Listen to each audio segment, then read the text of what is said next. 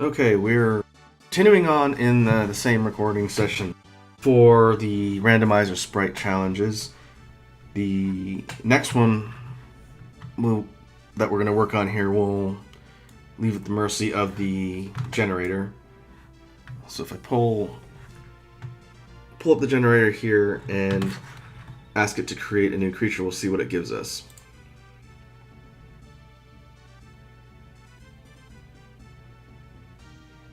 This entity comes from the past. It looks like an elegant combination of a swordfish and a locust. It moves without a sound. That's an interesting combination of features.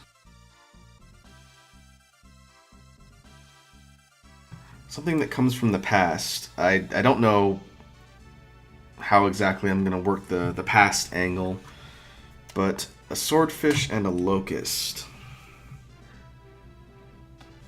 You have an idea how I want to tackle that.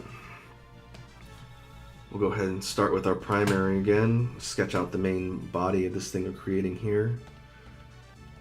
Locust is essentially a grasshopper, I believe.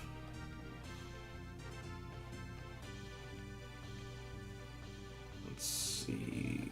I'm gonna have to Google a locust just to see things like the position of the wings. I think they have wings that do something like this. And then 6 legs. I think it's 2, 2 and 1.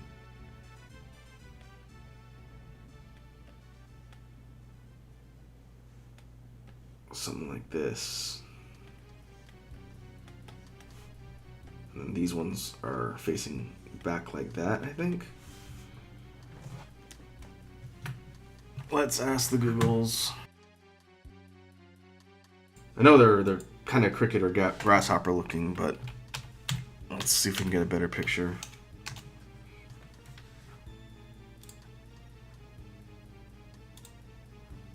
Straight off Wikipedia. Okay, the wings actually go up to the main body. That's good to know. And the head's here. This is the middle body, the thorax, and then the abdomen's down here. It looks like all 3 limbs are connected in the middle, and then here's the butt, the tail. Okay.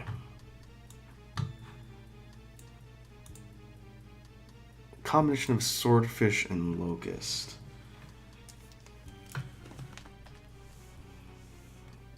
Immediately what I was thinking here would be something that has kind of a locust's body and a swordfish's head, but it might actually be easier if we do something like a swordfish's body and then give it locust features. Again, I don't know how I'm going to deal with the aspect of it being from the past, but I will worry about that later.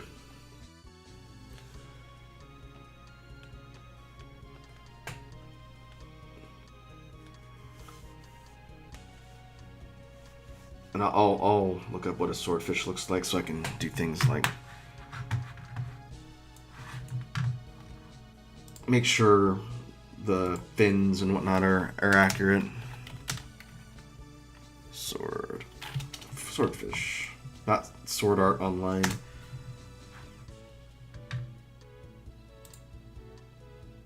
Alright. Think that will do.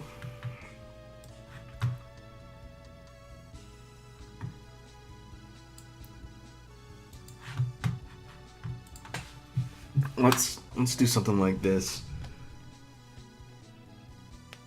We'll have the body come up this way. It'll be kind of a swordfish body. Has kind of a long fin that does this. And it would normally have a fin that goes over here. Kind of a sail. Goes down the body and heads over here. But instead of doing that, because we want to come up with some features that are incorporated from the locust, what I started thinking about as I was doing this would be if we give it wings that go out here like this.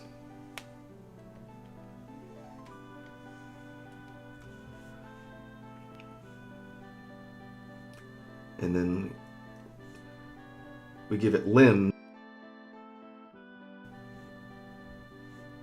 like a locust. I'll go back to my picture here.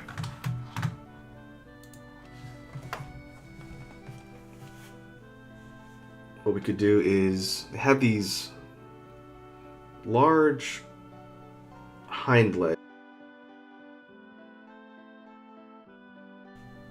that come out kind of like this, and they have little feetsies here.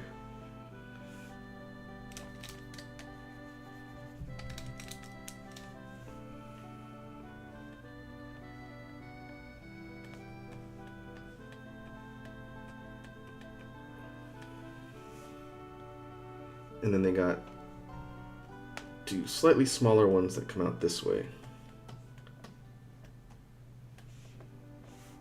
Like this.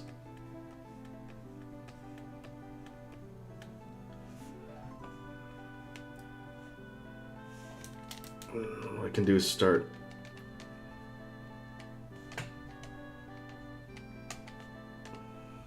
slowly start deleting out the sections here so I don't get confused later when I go in here to add in more details. And then a third set down here.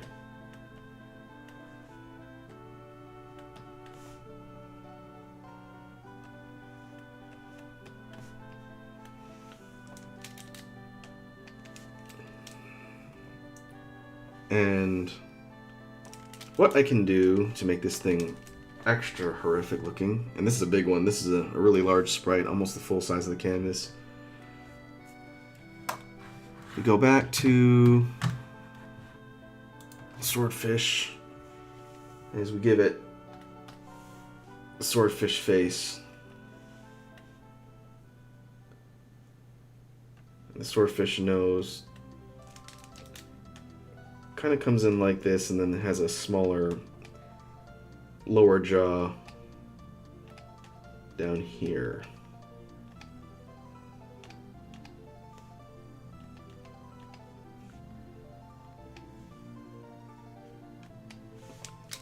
And I'll have to even the wings out a little bit up here.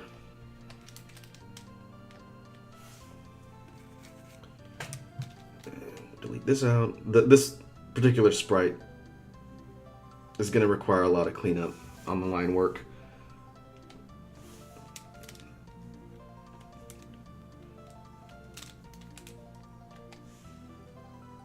But here's the kind of rough shape here. And then for the rest of the face, again going with the whole idea of true horror, give it bug eyes. The swordfish by default has kind of smaller round eyes, but this thing, whatever it is going to get a larger bug eye. And I thought about antenna, but I don't think there's any space for antenna, so that's okay.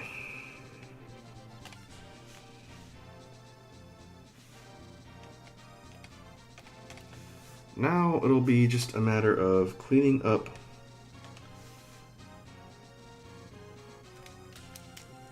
the outline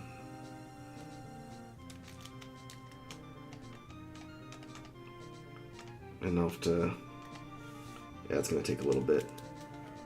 We'll save this, and now I get to go through and start cleaning up all the details in our creature here.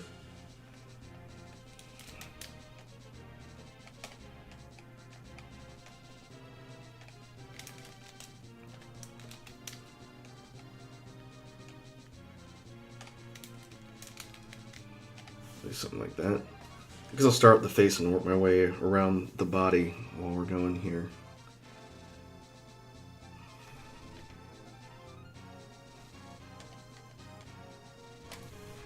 But for the cleanup, I guess what I can talk about, since in the last session, last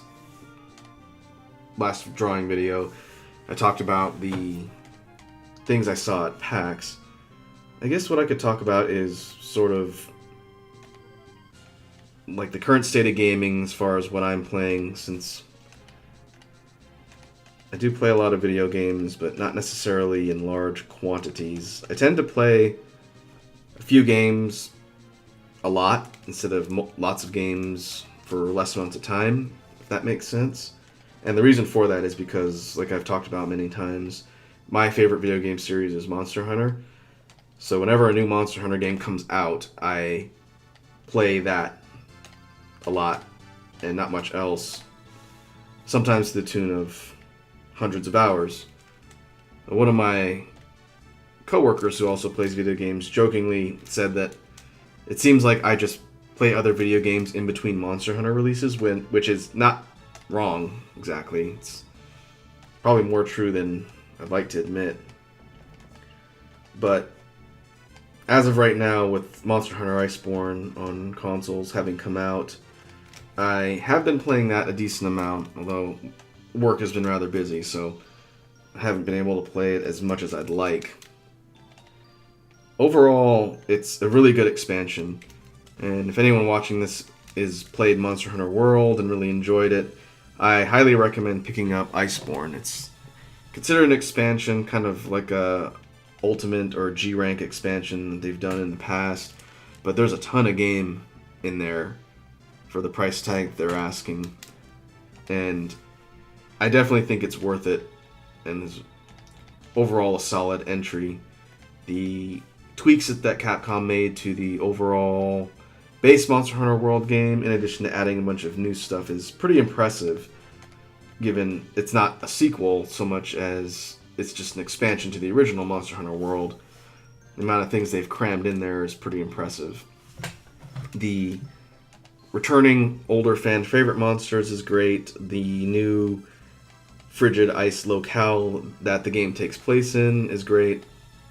And the story is interesting too. I haven't gotten too far in the story yet, but despite Monster Hunter games never really being narrative based, the story in Iceborne is still interesting. It's compelling enough to not be super forgettable, and just achieving that in a Monster Hunter game, which are not known for their stellar storytelling, is pretty impressive to me. The challenge that I'm running into with Iceborne coming out and me trying to fit that in between all of the other projects I'm working on, I am still continuing the Let's Play for the base Monster Hunter World game on PC, which is being uploaded here on the channel a couple days a week. And the challenge I'm running into eventually is, or I will run into eventually, is the fact that I'll be playing Iceborne on the console and the base game on the PC. And Iceborne doesn't come out on the PC until January of 2020. And so I'll be sort of straddling between two versions of the same game. And thankfully, the quality of life changes in Iceborne aren't dramatically different. The overall game can be played essentially the same way to the base Monster Hunter World game, and you wouldn't really lose too much in translation. But it is a little bit different. They did add some things. And I'm sure it'll become obvious when I'm recording sessions for the base Monster Hunter World game for the channel. I'm sure I'll try and do things that aren't in that game yet, because I picked up new habits from Iceborne. But hopefully it won't be too bad. Fortunately, I'm playing a different weapon in the YouTube Let's Play series than I am on the console.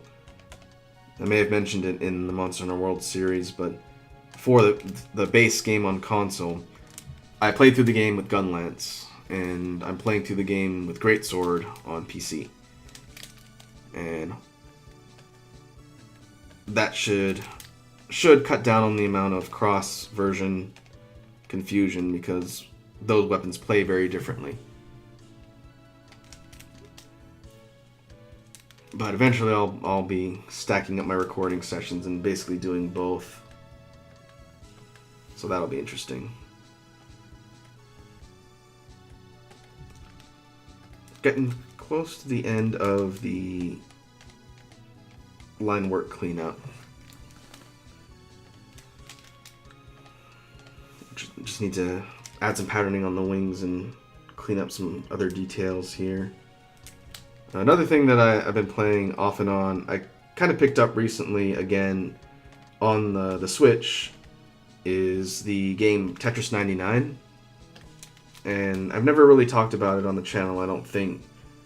But I do enjoy puzzle games. I've never played any for Let's Play purposes. But historically, I've really enjoyed the more competitive puzzle games. The Tetris series, I've always been a huge fan of. I've played tons of Tetris in my time. Back on the DS, I played a lot of Tetris DS, especially with one of my former roommates. We would play the competitive versus modes a lot, and I can't remember if that one was online, but I did try and play a lot of the battle mode as much as possible. With the Nintendo Switch's online service for multiplayer stuff, their Nintendo membership, Switch Online, I think they call it, they released this game, Tetris 99, last year, I want to say. And it's a free game if you already have the service. But it's basically a battle royale type setup. Things like Fortnite and PUBG that are really popular. Tetris 99 takes the idea of being tossed into a game with tons of other people, and you have to fight your way to the top, and it's one person wins all, essentially. And it's that with Tetris, which is really a really neat idea. I'm glad they managed to implement something like that, since the idea has probably been brewing for a while, and now with the battle royale genre being as popular as it is, they figured they might as well try and cash in on the hype. So 99 takes the idea of the versus mode from the DS games and other iterations, and you're basically fighting other people and sending garbage at your opponents, and it's really fun. I am not super good at Tetris 99. I've come out on top a few times, but compared to some other pro people that I've seen playing it, I've got a ways to go. But in between playing Monster Hunter, if I just have a little bit of downtime to pick something up, I will load it up on my Switch and try and get some rounds in and just practice and try and improve. It's a lot of fun. If you have the Switch Online service, I recommend getting into 99.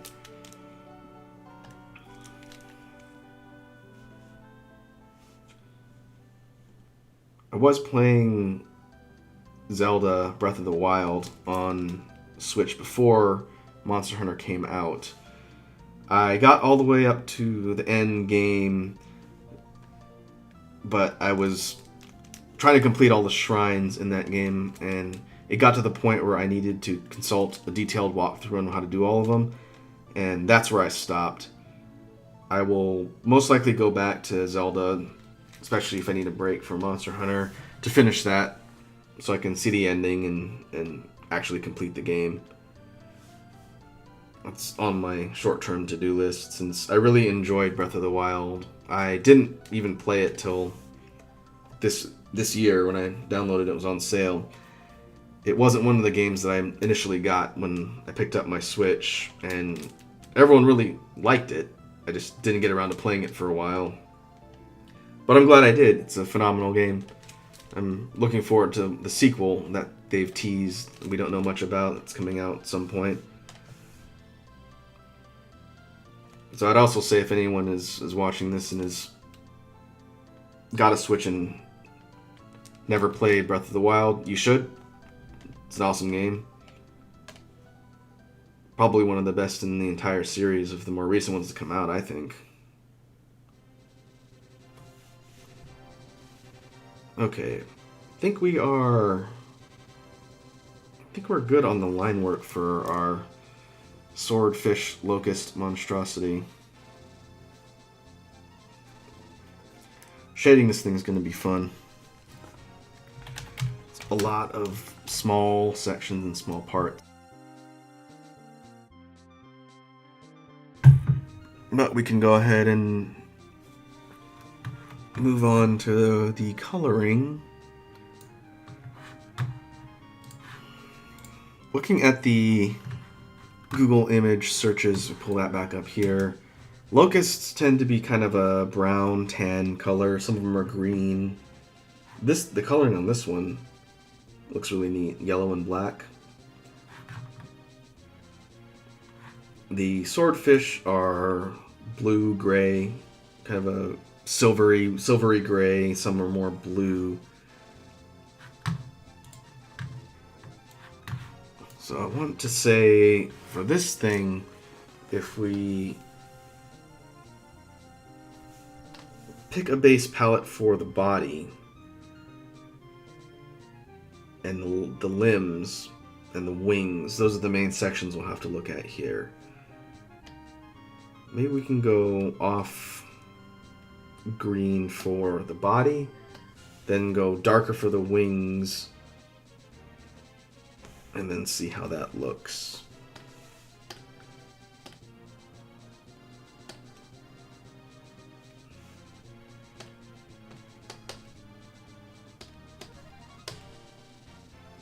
This would be the main body. I definitely will make the wings a different color. Those will be darker. If we were to go kind of a grayish blue on the tips of the legs, and we'll continue the kind of green color for the parts connecting to the body. And then for the wings on the locusts are sort of a dark grayish brown.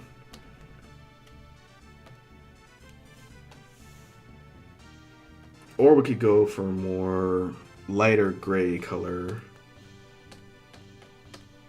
Yeah, I think I like that better. Ideally, if I could find a way to make it work using this particular type of format, it would be cool to make them transparent. You could sort of see through them, but I don't think that's going to really work here. And the eyes,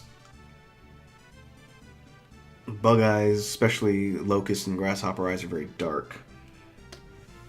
This will give it kind of a almost black, very dark gray, and then I can try and shade it a little bit.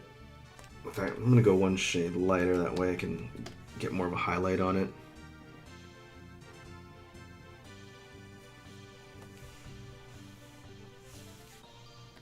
I think that'll do for the coloring, and now I can go on to shade. I think this one may actually be less complicated than the one I just finished. Even though the pose, I'm surprised it didn't take longer to get the pose down. But that's okay.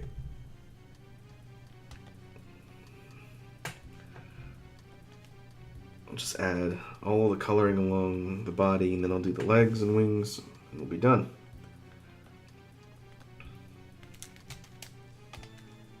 I guess to sort of pick up on the podcasty part I was doing earlier, to add to what I was saying about things I'm currently playing, or at least things upcoming gaming wise that I'm looking to get into soon. As of the recording of this, at the end of September, I am going to be recording a Let's Play series specifically for October. It'll be Halloween-ish themed. I am most likely going to be doing that Let's Play as a bonus series of videos, because I don't want to stop posting the ones that I'm currently working on. One thing I've always found a little bit frustrating from Let's Play channels is if they don't complete a game. If they're playing a game with the intention of playing it from start to finish and they don't finish it, that is kind of annoying. There are games that I've done that are meant to be sort of one-offs or quick looks. Those are obviously not meant to be played to completion. But for some of the other ones, specifically the God Hand Let's Play and then the ongoing Monster Hunter one. The Monster Hunter one is going to be kind of a channel ongoing one from now until probably forever. But the God Hand one is going to be finished. Right now, I've actually completed the game in all of the footage I've recorded. It's probably going to be about 70-something episodes. It's going to take a long time, even posting 3 episodes per week. It's going to be a while before the quote-unquote end of the game shows up on that one. So for October, what I think I'm going to do is record and edit the Halloween, quote-unquote Halloween series, and then what I might do is post 2 videos on a couple days a week, maybe on Mondays and Fridays. I'm trying to think about the best way to add in the additional uploads. I don't want to spam people's inboxes with uploads either, and it does take me a while with my internet connection to fully upload an episode. But I will think about the best way to do that, because I do want to do something for October, but I don't want to stop the Let's Plays I'm currently doing. Maybe I'll put up a poll and see what people think. If anything, if I did end up swapping out the current Let's Play stuff for a Halloween theme, it would be until the end of October, and then things would resume per normal. So if people, let's say, didn't mind not seeing any new God Hand episodes until November, then maybe I focus the entire month of October on the Halloween Let's Play and finish that. And then we go back to the previous schedule later.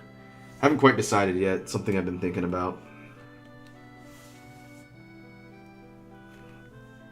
And this particular video, these videos are going to go up.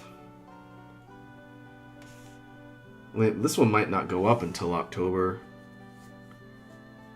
So people watching this might not have any idea what I'm talking about, because I've already made the decision, but we'll see.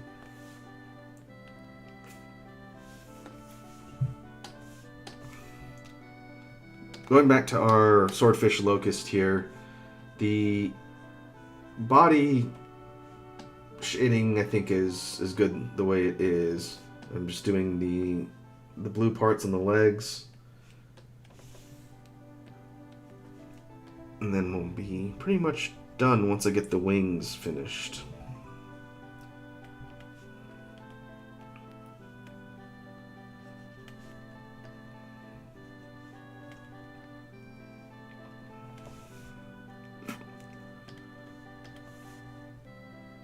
And I'll have to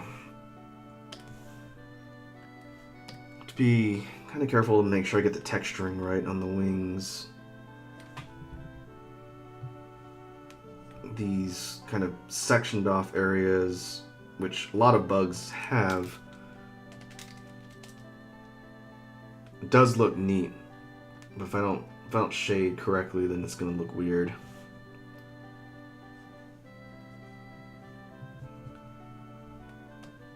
You can also take time to look out for any areas that need to be cleaned up.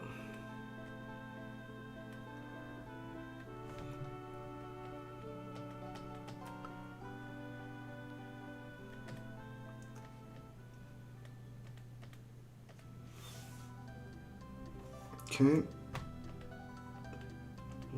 Put a little bit more on the edges here and the undersides. And I think that's good for the wings. Now we just need to do the eye.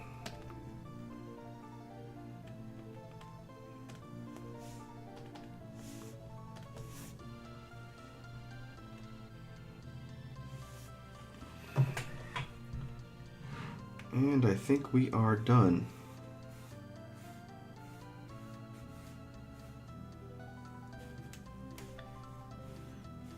Looking at this thing, the final results here, if we hadn't put the swordfish tail on the end of the body, this thing would just look like a really weird mosquito.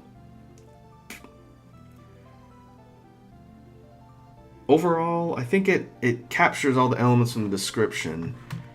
What it doesn't do, which I couldn't really think of a good way to incorporate into the design itself would be the whole idea of it being from the past.